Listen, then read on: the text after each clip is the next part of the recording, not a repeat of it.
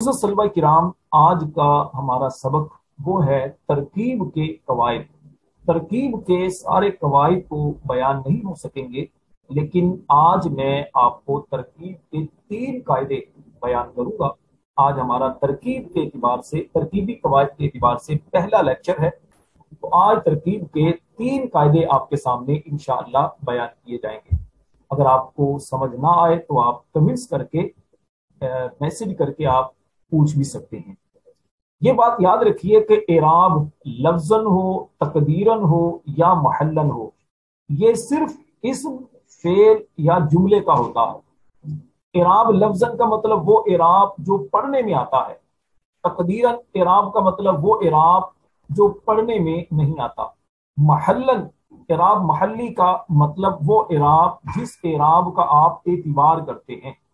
तो ये जो एराब होता है ये सिर्फ इसम का एराब ये होता है, लफ्जी तकदीर या महली, या फिर ये फेल का एराब होता है, या फिर ये जुमले का एराब होता है। किसी भी हर्फ का कोई एराब नहीं होता। ठीक है, इसको ज़हन में रखना है, किसी भी हर्फ का कोई एराब नहीं होता। कोई हर्फ के बारे में आपसे पूछे इसका एराब क्या है, तो आप बखूबी समझ आइएगा, आप उसको जवाब दे सकते हैं कि जनाब हर्फ का कोई एराब नहीं होता। तरकीब के एतबार से कायदा नंबर 1 वो जनाब ये है कि पहला इस्म बज़ाहिर नकीरा हो, आपको बज़ाहिर नकीरा नजर आ रहा हो, और दूसरा इस्म मारिफा हो,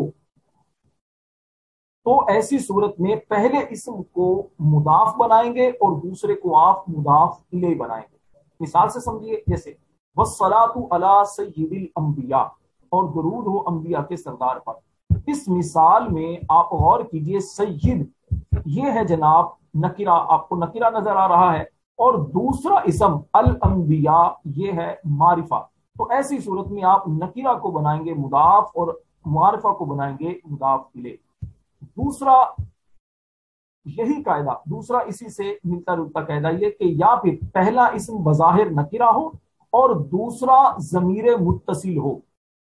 पहला नकीरा हो, दूसरा ज़मीर मुत्तसिल हो, तो ऐसी सूरत में भी पहले इसम को, इसमें नकीरा को मुदाफ बनाएंगे और ज़मीर मुत्तसिल को आप बनाएंगे मुदाफ इलैह।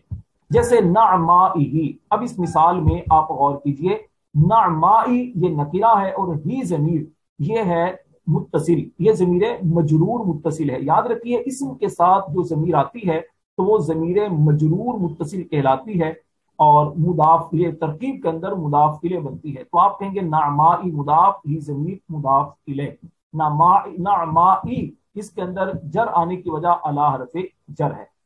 तो यहां पर आपको बहरहाल 2 कायदे एक तरह से समझ आ गए। कायदा नंबर 1 के तहत ही कि अगर पहला इसम नकीरा हो और दूसरा मारिफा हो तो पहले को नकीरा को मुदाफ बनाएंगे और मुदाफ जो मारिफा होगा उसको मुदाफ इलैह बनाएंगे। दूसरा कायदा, पहला इसम नकीरा हो और दूसरा ज़मीर हो, ज़मीर मुत्तसिल जो ज़मीर मिली हुई होती है, तो आप नकीरा को मुदाफ बनाएंगे और दूसरे को मुदाफ इलैह बनाएंगे।